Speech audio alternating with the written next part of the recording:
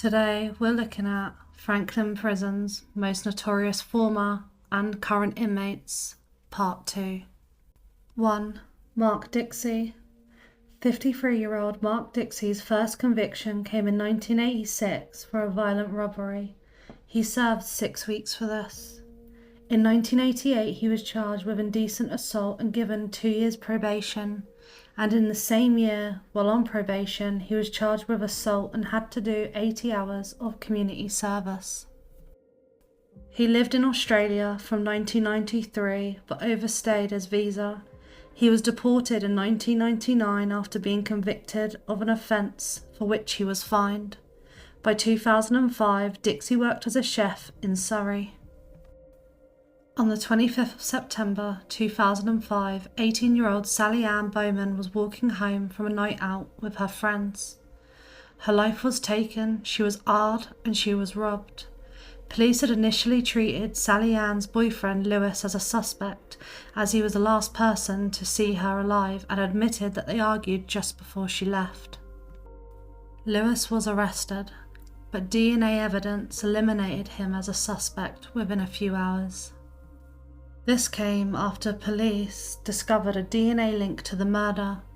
They had taken a DNA swab from Dixie when they arrested him 2 weeks earlier for allegedly being involved in a brawl at the pub where he worked as a chef. It took nearly 9 months to identify Mark Dixie. He denied the murder. Mark Dixie's defence was that he spent the night drinking and taking other substances. He went out to get more, and that's where he came across the body of her, but he did not take Sally Ann Bowman's life. Mark Dixie was found guilty of Sally Ann Bowman's murder on the 22nd of February 2008 after 3 hours of jury deliberation. At the Old Bailey later that day, the judge sentenced Dixie to life imprisonment with a minimum term of 34 years. Meaning he would not be eligible to apply for parole until 2040. In October 2006, Dixie's DNA was sent to Western Australia to be tested against that of DNA evidence in the Claremont serial killer case, which happened between 1996 and 1997, as it's believed he was in the area at the time of the murders. The DNA ruled him out. In 2017, he was convicted of 2 Rs and was given 2 life sentences. He appealed his conviction, but they were rejected both times. In 2015, he confessed to taking Sally Ann Bowman's life. After many attacks on Mark Dixie in prison, he was moved twice. He now serves his sentence in Franklin Prison. 2. Colin Pitchfork. 63-year-old Pitchfork has a long criminal record. In 1979, Pitchfork essayed a 16-year-old girl. On the 21st of November 1983, 15-year-old Linda Mann took a shortcut home from babysitting, but she never made it home. She was found the next morning. The police used forensic science techniques that were available at the time and had a sample taken from her body, which was from a person with type A blood and a profile that only matched 10% of males. With no other leads or evidence, the case was left open. Just 2 years later, in October 1985, Pitchfork essayed another 16-year-old girl. On the 31st of July 1986, 15-year-old Dawn Ashworth left her home to visit a friend's house. Her parents expected her to return around 9:30 p.m. When she failed to do so, they called the police and reported Dawn missing. 2 days later, her body was found in a wooded area. The MO matched Linda Mann's and so did the sample. And in 1985, Alec Jeffreys, a genetics researcher at the University of Leicester, developed DNA profiling along with Peter Gill and Dave Werrett of the Forensic Science Service. And the FSS then undertook an investigation in which more than 5,500 local men were asked to volunteer blood or saliva samples. This took nearly 6 months and no matches were found. But one of Pitchfork's colleagues at the bakery he worked at, Ian Kelly, told fellow workers that he had taken the blood test while pretending to be Pitchfork. He said Pitchfork had told him that he wanted to avoid being harassed by the police because of prior convictions. One of these colleagues reported this to the police, and on the 19th of September 1987, Pitchfork was arrested. During questioning, Pitchfork admitted to exposing himself to more than 1,000 women. During his interviews with the police, he admitted his crimes, but lied about the level and nature of them. At his trial at Leicester Crown Court, Pitchfork pleaded guilty to the 2 Rs and murders, in addition to SA of 2 other girls and conspiring to pervert the course of justice. In January 1988, he was sentenced to life imprisonment for the 2 murders and 10 years for R-ing the victims. He was also sentenced to 3 years for each count of SA and 3 years for perverting the course of justice. He was sentenced to a min-term of 30 years to be served at Frankland Prison.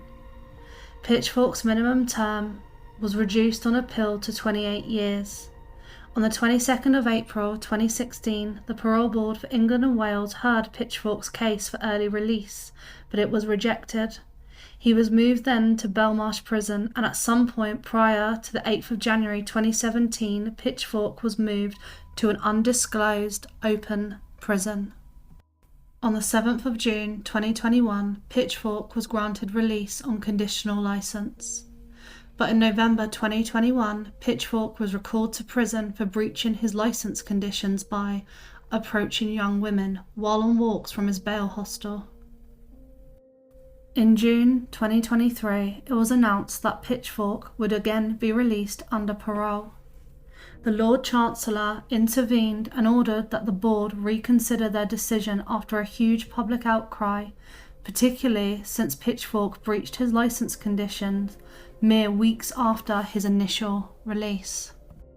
Pitchfork's new parole hearing took place this month on the 2nd and 3rd of October, but this has been moved to the 6th of November as there was not enough time to hear all the evidence.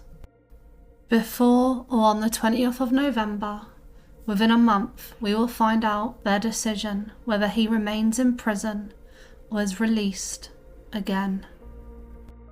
3. Colin Norris. 47-year-old Colin Norris had been a qualified nurse for just a year. He worked at Leeds General Infirmary and St James University Hospital in Leeds. Suspicions were first raised when Norris predicted the death of one patient, Ethel Hall, saying to another nurse, "I predict at 5:15 a.m. as being the time Ethel will become unwell, since he had a feeling about her." This was despite there being no medical indications of an impending illness, and Ethel only being on the ward for a fractured hip. Norris complained that he would have to fill out the paperwork. Ethel fell ill that morning around 5 a.m. and she passed away some weeks later. A doctor raised concerns and ordered blood tests, and her blood was found to contain massive amounts of insulin. She had believed the incident to be suspicious. No medical staff member had prescribed her this drug, and she had no condition that required it. The amount of insulin in Ethel's blood was about 12 times the normal level, and it had been injected into her system. The results of the tests led the hospital to contact the police. It was discovered after Ethel's death that insulin had also been taken from the storage fridge, and Norris later admitted that he was the last person to have accessed the fridge before Hall had been injected with insulin.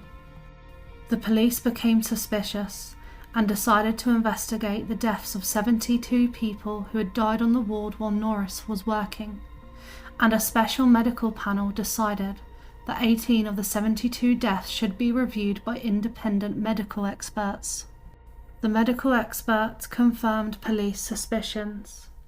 3 women's deaths were a result of lethal injections of insulin. They also identified 2 more victims, one who had also died of insulin poisoning and another who had survived a massive injected overdose.